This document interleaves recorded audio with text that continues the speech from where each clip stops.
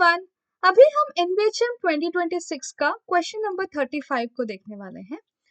हमको क्वेश्चन में ये गिवन है that F3 is a field with 3 elements and M3F3 जो है it denotes the set of all 3 cross 3 matrices with entries from F3 and हमको एक मैट्रिक्स J गिवन है।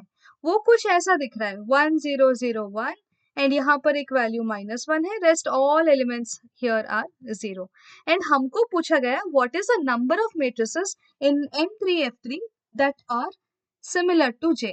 अगर हम एक सेट P को डिफाइन कर लें which contains all the matrices of order 3 from the field F3 such that B is similar to J, तो हमको ये सेट P का कार्डिनलिटी पूछा गया है।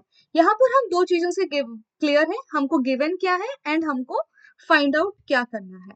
ओके, तो हमको जो सेट J गिवन है वो कैसा दिख रहा है, J is equals to 1 0 0 1 and यहाँ पर एक एंट्री -1 है एंड इस J को हम लिख सकते हैं एज 1 0 0 1 एंड यहाँ पर -1 mod 3 ले ले तो यहाँ पर हमको 2 आएगा, राइट तो यहाँ पर आप ये ऑब्जर्व कर सकते हैं that rank of this J equals to 3 है, राइट तो अगर एक मैट्रिक्स B बिलोंग कर रहा है टू द सेट P, जो सेट P हम यहाँ पर डिफाइन किए हैं, राइट एंड अगर एक मैट्रिक्स यहाँ पर वहां पर बिलोंग किया तो वो क्या होगा, B is similar to J होगा, right so from here what can I say, rank of B equals to rank of J that is equals to 3। तो J का सिमिलर जितने भी मैट्रिसेस हैं उनका रैंक तो 3 होगा, राइट यहाँ तक हम क्लियर है। अभी 3 क्रॉस 3 इन्वर्टिबल मैट्रिसेस कितने हैं वो हम सबसे पहले फाइंड करेंगे। 3 क्रॉस 3 इन्वर्टिबल मैट्रिसेस क्यों, क्योंकि B एक 3 क्रॉस 3 मैट्रिक्स है एंड हम बोल रहे हैं कि रैंक ऑफ B भी 3 ही है। इसका मतलब क्या हुआ कि B तो एक इन्वर्टिबल मैट्रिक्स बन गया ना, एंड ये इन्वर्टिबल मैट्रिक्स कहाँ बना, of the set M3 of F3, right so हम बेसिकली क्या फाइंड करने का कोशिश कर रहे हैं, ऑर्डर ऑफ GL3F3। ये ऑर्डर ऑफ GL3F3 क्या है, this is the collection of all 3 cross 3 invertible matrices over the field F3। मतलब इसका जो मैट्रिक्स बनेगा उस मैट्रिक्स का 3 एलआई वेक्टर होना चाहिए। ये R1 R2 R3 अगर 3 रोज है ऑफ द मैट्रिक्स, ये तीनों जो है एलआई होना चाहिए। तो ये ऑर्डर ऑफ GL3F3 क्या हो गया, हमारा ऑर्डर ऑफ GL3F3 हो गया। R1 का हमारे पास 3 क्यूब -1 चॉइसेस है, R2 का 3 क्यूब -3 चॉइसेस है एंड R3 का 3 क्यूब -3 स्क्वायर चॉइसेस है। आप ऐसे भी जा सकते हैं या आप जो फॉर्मूला है of choosing r linearly independent vectors from n li vectors, या तो आप उस फॉर्मूला का भी यूज कर सकते हैं। You can do any of that, doesn't matter. तो यहाँ पर ऑर्डर ऑफ GL3F3 क्या आ गया, ये आ गया 27 -1, ये तो हो गया 26, यहाँ पर 27 -3 ये हो गया 24 एंड ये हो गया 27 - 9 जो कि है 18। But is this enough, the answer is no.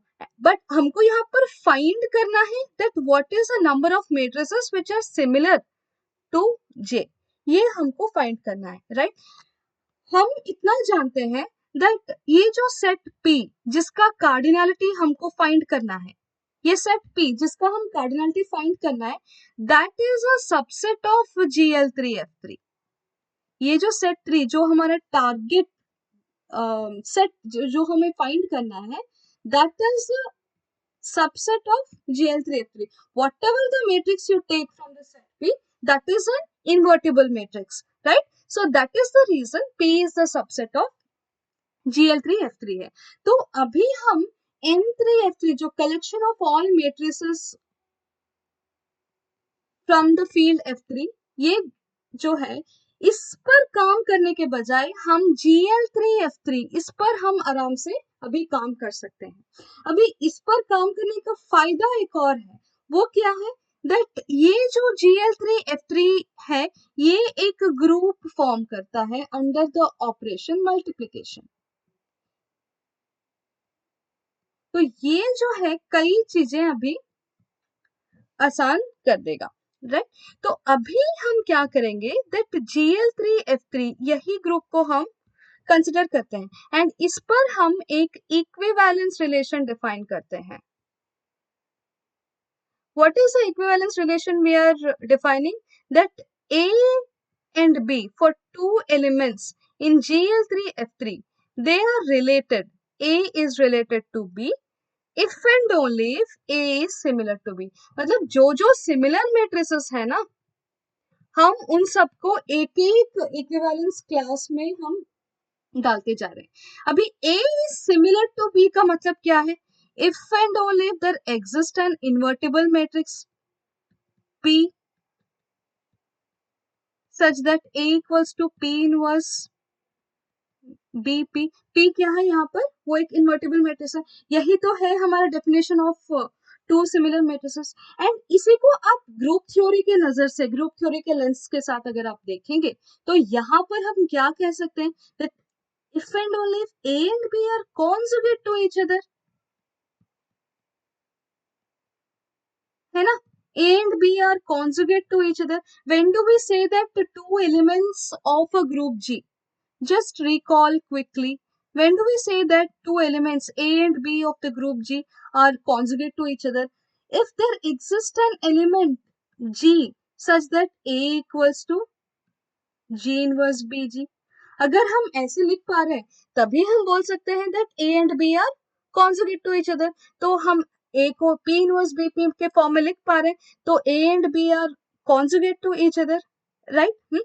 तो यहाँ पर क्या हो गया that A is similar to B if and only if in group theoretic language A and B are conjugate elements,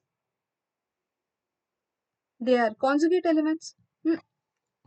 तो आप यहाँ पर ये चीज आप वेरीफाई कर सकते हैं that यहाँ पर जो रिलेशन गिवन है वो एक इक्विवेलेंस रिलेशन है।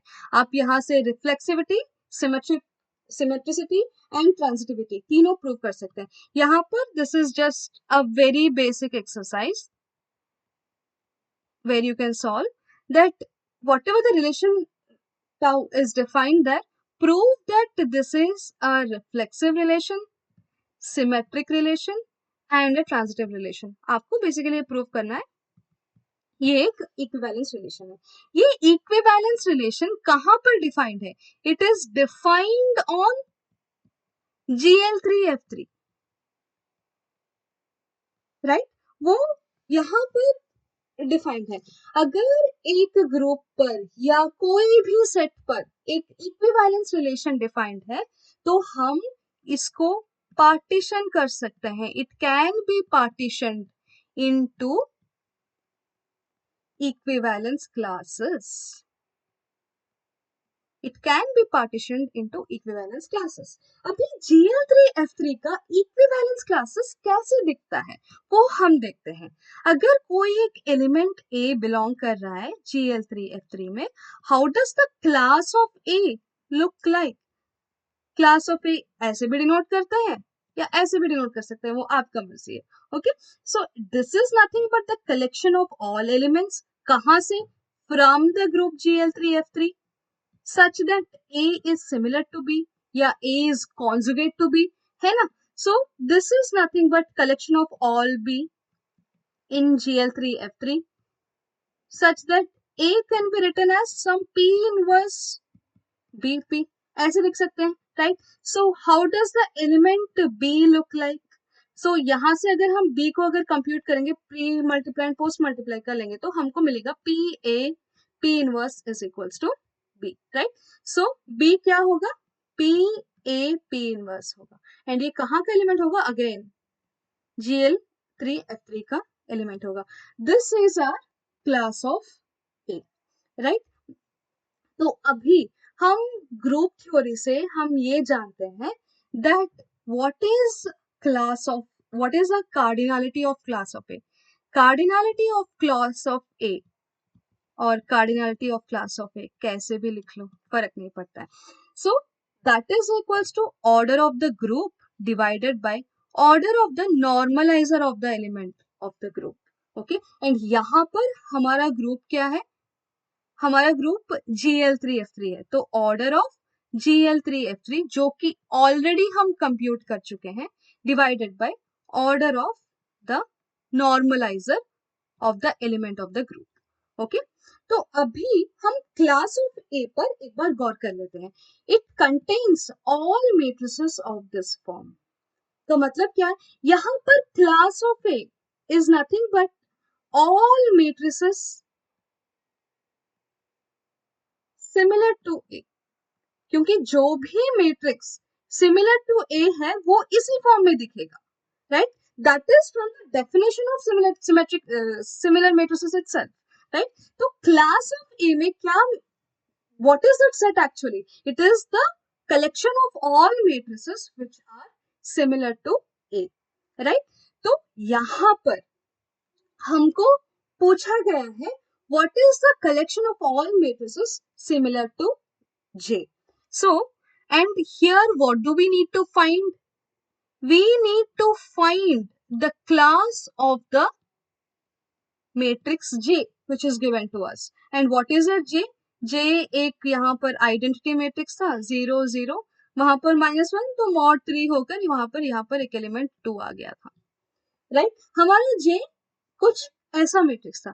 तो हमको पूछा गया है what is the cardinality of the class of J, क्योंकि क्लास ऑफ जे में क्या क्या मैट्रिसेस आएंगे? It contains all those matrices which are similar to J. यही तो हमारा क्वेश्चन है. It contains all matrices which are similar to J, and हमको फाइंड यही करना है. तो यहां से बहुत चीजें अभी काफी हद तक आसान हो जाएंगे. तो कार्डिनलिटी ऑफ क्लास ऑफ जे क्या होगा? ऑर्डर ऑफ Gl3F3 जो कि वहां पर ऊपर रिटर्न है divided by order of normalizer of A है where the cardinality of class है. तो यहाँ पर हम order of normalizer of the matrix J लिख सकते हैं. अभी सवाल ये है that what is normalizer of an element. So again quickly recall that normalizer of an element, any element A, it is a collection of all elements which commutes with A. मतलब it is collection of all x belongs to J such that Ax is equals to Xa, right? ये हमारा normalizer of A है. अभी यहाँ पर what is normalizer of J? It contains all the matrices B from Gl3F3 such that JB equals to BJ. And हमारा B क्या है? एक प्री क्रॉस ट्री मैट्रिक्स है, राइट? तो बी को हम मान लेते हैं as some B11, B12, B13, B21, B22, B23 and B31, B32 and B33 हमारा मैट्रिक्स बी है. तो अभी what is normalizer of J? It contains all the matrices which commutes with J, right? So this matrix, if it belongs to the normalizer of J, it has to commute with J. मतलब Bj equals to JB होना चाहिए. तो Bj और JB को अगर हम multiply करें तो हमको कुछ ऐसा मिलेगा और वो कुछ ऐसा दिखेगा. ये बस बेसिक कैलकुलेशन है जो कि आपको खुद कर सकते हैं. तो ये मैट्रिसेस को मल्टीप्लाई करने के बाद वो मैट्रिसेस कुछ ऐसा दिखेगा, राइट? एंड यहाँ पर अगर हम एलिमेंट्स को कंपेयर कर लें तो आप देख सकते हैं दैट यहाँ पर जो मैट्रिक्स है यहाँ पर भी वही मैट्रिक्स है, क्योंकि वहां पर जब हम ब्लॉक फॉर्म में जे को लिखे थे यहाँ पर एक आइडेंटिटी मैट्रिक्स आ रहा था, राइट? तो ये मैट्रिक्स सेम है. तो अगर हम इनको अभी कंपेयर करें तो हमको क्या मिलेगा? दैट ये दो एलिमेंट सेम है, तो 2b31 इक्वल्स टू b31 आए तो b31 का वैल्यू तो हमारा 0 हो गया. वैसे ही 2b32 इक्वल्स टू b32, तो b32 का वैल्यू भी 0 आ गया, राइट? वैसे ही 2b13 equals to B13, right. तो यहाँ से हम क्या बोल सकते हैं, B13 का वैल्यू 0 हो गया and 2B23 equals to 2B23, यहाँ से B23 का वैल्यू भी 0 हो गया। तो हमारा जो मैट्रिक्स B था, तो B31, B32, B13, B23, ये जो 4 वैल्यूज हैं ये हो गए हमारे अंडे, ये 4 हमारा जीरो मैट्रिक्स हो गया। एंड अभी यहाँ पर हमको क्या गौर करना है, यहाँ पर B11, B12, B21, B22, ये जो एलिमेंट्स है ना, तो ये मैट्रिक्स का जो रैंक है that has to be equal to 2। B3 के ऊपर हमारा कोई पाबंदी नहीं है, यहाँ पर 2B33 है, यहाँ पर 2B33 है, राइट। एंड इतना है कि ये जो B33 है, B33 के पास कितना चॉइसेस हो सकते हैं, what are the choices for B33? It is 2 because these are the elements from F3, right? These are the elements from the field with 3 elements, जिसका 3 elements होते हैं 0, 1 and 2। ये 0 नहीं हो सकता है क्योंकि ये अगर हमारा एलिमेंट 0 हो गया तो ये पूरा रो 0 हो जाएगा, राइट। बट हमको मैट्रिक्स का रैंक क्या चाहिए था, हमको मैट्रिक्स का रैंक 3 चाहिए था। एंड एक रो अगर कंप्लीटली 0 हो गया तो वो रैंक को इफेक्ट कर देगा, राइट। तो यहाँ पर B33 के पास हमारा 2 चॉइसेस है, राइट। एंड अभी ये सारे elements B31, B32, B13, B23, ये सारे एलिमेंट्स तो 0 हो गए। अभी जो बचा है B11, B12, B21, B22, उस मैट्रिक्स का रैंक कितना हो सकता है, उसका जो एक माइनर मैट्रिक्स है B11, B12, B21, B22, 0, 0, B33, ये तो एक पक्का एक नॉन जीरो एलिमेंट है। अभी हमारा मैट्रिक्स कुछ ऐसा दिख रहा है, बट अगर हम इसको देखें, इसका रैंक अगर हम इसको कुछ ए नॉट नाम दे देते हैं, rank of this A naught this should be equal to 2, क्योंकि अगर इसका रैंक भी कम हुआ, इसका रैंक भी कम हुआ तो वो भी हमारा rank of the overall matrix को इफेक्ट कर जाएगा, because this has to be an element from कहां पर, GL3F3, क्योंकि ये एक इन्वर्टेबल मैट्रिक्स होना चाहिए और जो मैट्रिसेस J के साथ कम्यूट करेंगे ये एलिमेंट्स तो पक्का 0 ही होना चाहिए। तो rank of this A naught is equal to 2। And अभी हमारा सवाल ये है that how many matrices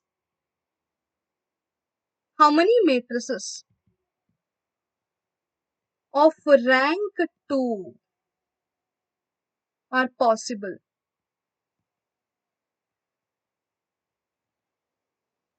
in GL2F3, क्योंकि अभी हम यहाँ पर हम ऑर्डर 2 का मैट्रिसेस देख रहे हैं, वी आर सीइंग ऑर्डर 2 का मैट्रिसेस, क्योंकि ऑर्डर ये B33 का चॉइसेस हम अलग से ऑलरेडी कंप्यूट कर चुके हैं, राइट।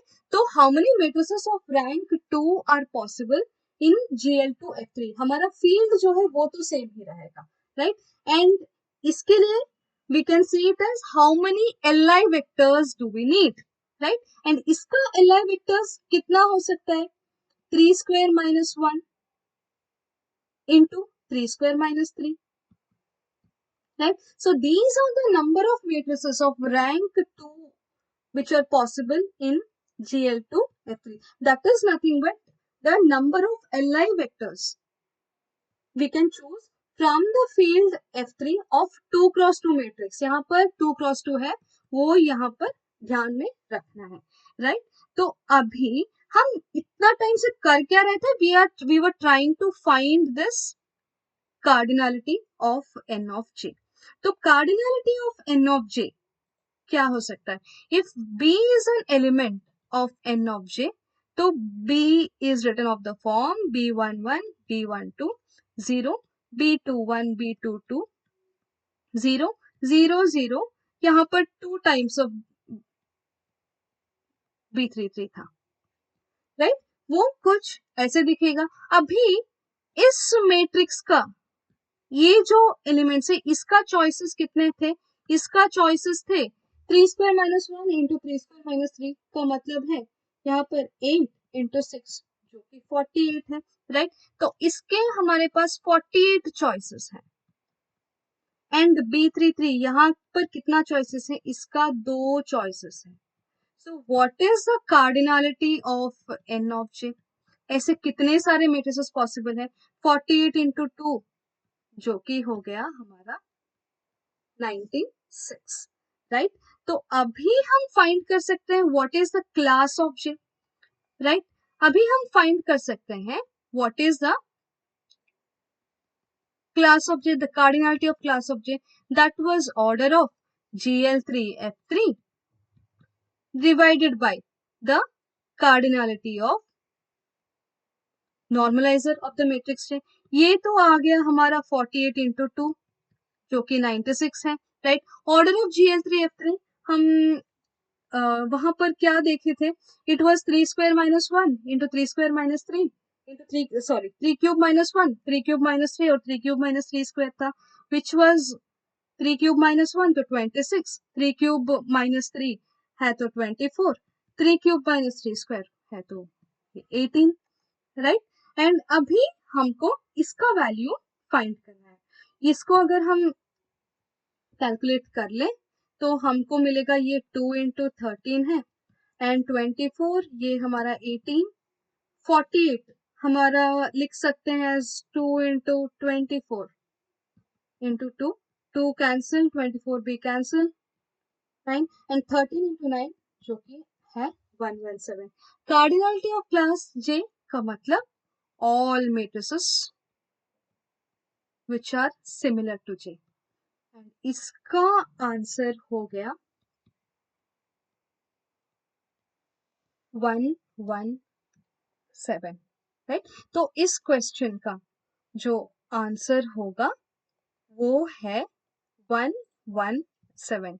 तो यहाँ से इस क्वेश्चन के थ्रू हम बहुत ही एक अच्छी चीज हम ये सीख पा रहे हैं दैट अगर हमारे पास एक इन जनरल, हम इसको अगर हम जनरलाइज भी कर लें तो इन जनरल अगर हमारे पास एक मैट्रिक्स है A which is an n cross n matrix and जिसका रैंक n है, ये इंपॉर्टेंट है कि ए अगर इनवर्टिबल मैट्रिक्स है तो what is the cardinality of the set which contains all matrices which are similar to A. अगर मैं एक सेट B को डिफाइन कर रही हूँ which contains all the matrices P such that all the matrices which belongs to G, L and F which contains the matrices such that P is similar to A. So what is the cardinality of the set B? So it is order of G, L and F divided by order of the normalizer of A. ये हम in general भी बोल सकते हैं. Okay, तो इस question के through I hope आपको बहुत कुछ सीखने को मिला. Thank you everyone. See you in the next video.